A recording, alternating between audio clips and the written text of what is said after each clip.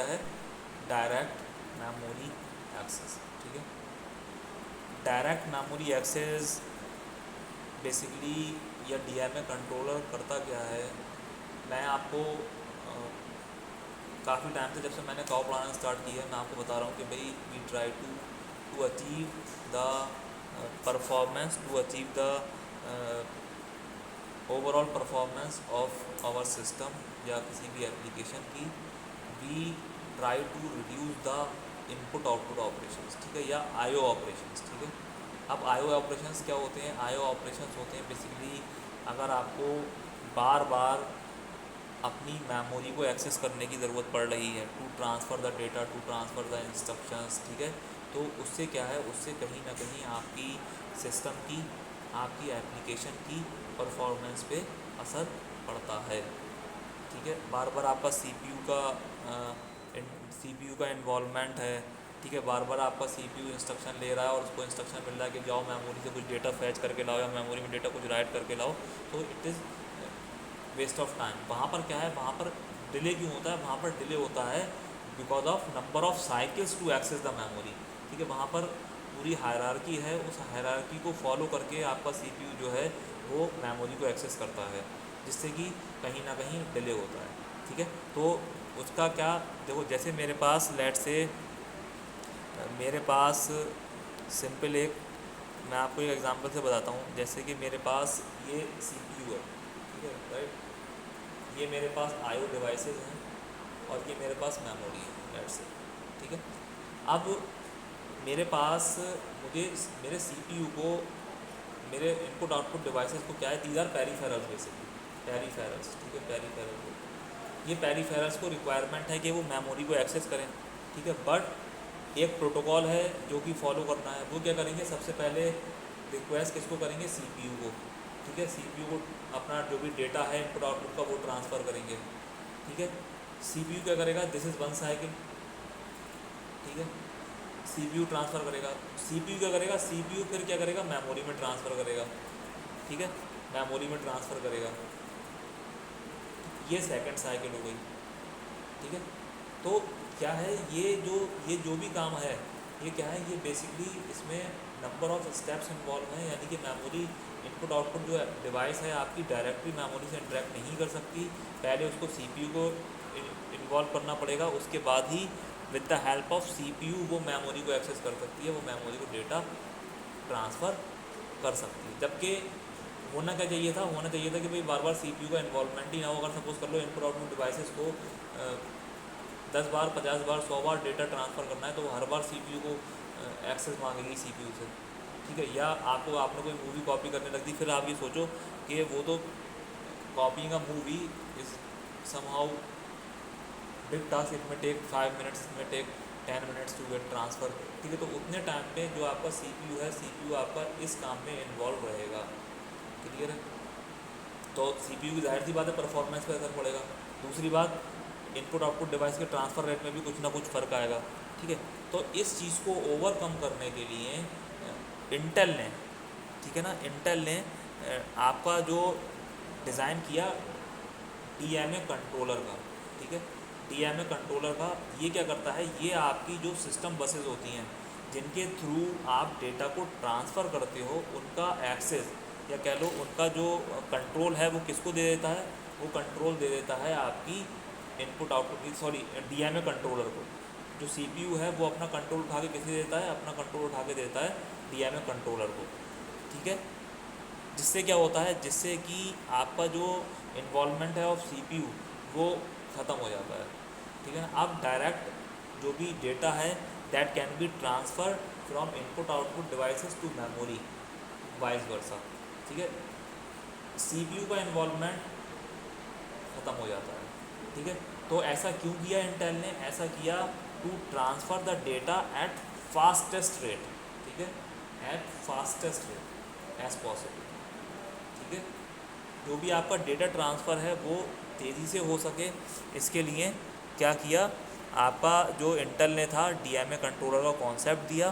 ठीक है, design by Intel to transfer at the fastest rate. ठीक है, इससे क्या है, इससे जो भी आपका इनपुट आउटपुट डिवाइसेस हैं वो अलाउ हैं directly transfer the data to the memory. ठीक है। अब कैसे डीएमए ऑपरेशंस जो हैं परफॉर्म्स होते हैं, डीएमए ऑपरेशंस कैसे परफॉर्म्स होते हैं वो हमें देखना है। आपके डीएमए ऑपरेशंस परफॉर्म कैसे होते हैं। ठीक है। लेट्स से मुझे मेरे पास एक डिवाइस है, कोई भी पेरिफेरल डिवाइस है, लेट्स से मेरे पास यूएसबी है। ठीक है। वो ट्रांसफ़र करना चाहते हैं या उससे हम कुछ डेटा को जो है वो ट्रांसफ़र करना चाहते हैं टू द मेमोरी। ठीक है। तो सबसे पहला स्टेप क्या होगा, सबसे पहला जो स्टेप होगा, जो आपकी डिवाइस है वो क्या करेगी, वो एक रिक्वेस्ट भेजेगी, दैट इज़ क्या, डीएमए रिक्वेस्ट, डीएमए रिक्वेस्ट। ठीक है। ये रिक्वेस्ट किसको भेजेगी, इसको आप शॉर्ट में बोलते हो DRQ, इस रिक्वेस्ट को आप बोलते हो DRQ। ठीक है। DRQ ये किसको भेजेगी, ये भेजेगी डीएमए कंट्रोलर को। किसको भेजेगी, डीएमए कंट्रोलर को। ठीक है। सबसे पहले आपकी एक रिक्वेस्ट गई किसके पास, डीएमए कंट्रोलर के पास, by your peripheral device. Clear है। अब सेकंड स्टेप क्या होगा, जो आपका डीएमए कंट्रोलर है, जो आपका डीएमए कंट्रोलर है वो क्या करेगा, डीएमए कंट्रोलर आपका एक होल्ड रिक्वेस्ट नाम से एक सिग्नल जनरेट करेगा, जिसको आप बोलते हो HLQ, होल्ड रिक्वेस्ट। ठीक है। ये किसको भेजेगा, ये किसको भेजेगा, वो इसको CPU को। ठीक है। CPU से कहेगा कि भाई होल्ड। ठीक है। और होल्ड करने का मतलब है कि भाई डीएमए कंट्रोलर जो है वो आपके जो सिस्टम बसेस हैं उनका कंट्रोल लेना चाहता है। ठीक है। फिर CPU क्या करेगा, CPU और जब तक वेट करेगा जब तक CPU उसको एक HLDA का सिग्नल नहीं भेज देता, जिस HLD signal means hold acknowledgement.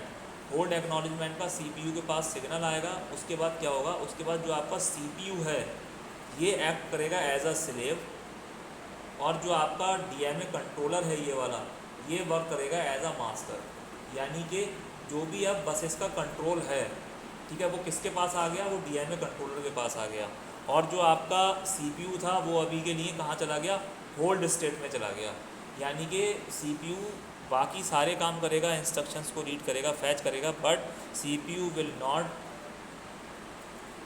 Involve in the transfer of data. ठीक है। जितनी देर तक आपका डेटा ट्रांसफ़र होगा from input output devices to memory, उसमें CPU का इंटरेक्शन या कह लो इंटरवेंशन बिल्कुल भी नहीं होगा। सिर्फ और सिर्फ डीएमए कंट्रोलर और इनपुट आउटपुट डिवाइसेस और मेमोरी इन्वॉल्व होंगी, जिससे कि आपकी जो दो साइकिल थी, पहले CPU के पास डेटा जाता था, CPU पर मेमोरी को ट्रांसफ़र करता था, वो ख़त्म हो गया। अब direct to direct memory to input output devices data जो है वो ट्रांसफ़र हो सकता है। ठीक है। अब एग्जाम्पल के तौर पे सपोज़ कर लो आपके घर पे आपकी मम्मी कहीं चली जाती हैं। ठीक है। तो आप बड़े हो, घर में छोटे भाई बहन हैं। ठीक है। तो सारा कंट्रोल क्या है भाई, ना मम्मी है ना पापा हैं, आप जो भी बड़ा बच्चा है उसके पास रहता है कि भाई हाँ आपको ध्यान रखना है सबका। ठीक है। तो क्या है, मम्मी और पापा आपके हैं नहीं, वो कुछ और काम में इन्वॉल्व हैं, तो कंट्रोल आपको दे गए हैं। Now you will act as a master. ठीक है। You will control all the components which are involve in transferring the data. ठीक है। CPU और का कोई अभी इंटरवेंशन नहीं है। हाँ, जब आपको ट्रांसफ़र हो जाएगा तो आप कंट्रोल फिर वापस CPU को दे दोगे। ठीक है। तो ये क्या है, ये प्रोसेस क्या है, ये प्रोसेस डीएमए कंट्रोलर के अंदर इन्वॉल्व होता है, जिससे कि आप क्या है, आप अपने डेटा ट्रांसफ़र रेट को क्या कर देते हो, डेटा ट्रांसफ़र रेट को इंक्रीज़ कर देते हो between the peripherals and your memory. ठीक है। अब पॉइंट नंबर 3 क्या था कि CPU leaves the control over CPU leaves the control over buses. Buses से कंट्रोल क्या करता है, बसेस से कंट्रोल ले लेता है। ठीक है। और एक्नॉलेज कर देता है, किसको एक्नॉलेज कर देता है, आपके acknowledge the HLDA signal, hold acknowledgement signal, किसके लिए, टू डीएमए कंट्रोलर। ये मैंने आपको बताया था, वो क्या करेगा, वो अपना एक्नॉलेजमेंट, होल्ड एक्नॉलेजमेंट सिग्नल क्या करेगा, कंट्रोलर को भेज देगा कि भाई लो, अब आप जो हो, आप पूरे ट्रांसफ़र के कार्यभार को संभालोगे, मेरा इन्वॉल्वमेंट नहीं रहेगा, ठीक है। Now you will responsible for the transfer, you will see the whole transfer between input output devices और मेमोरी, ठीक है।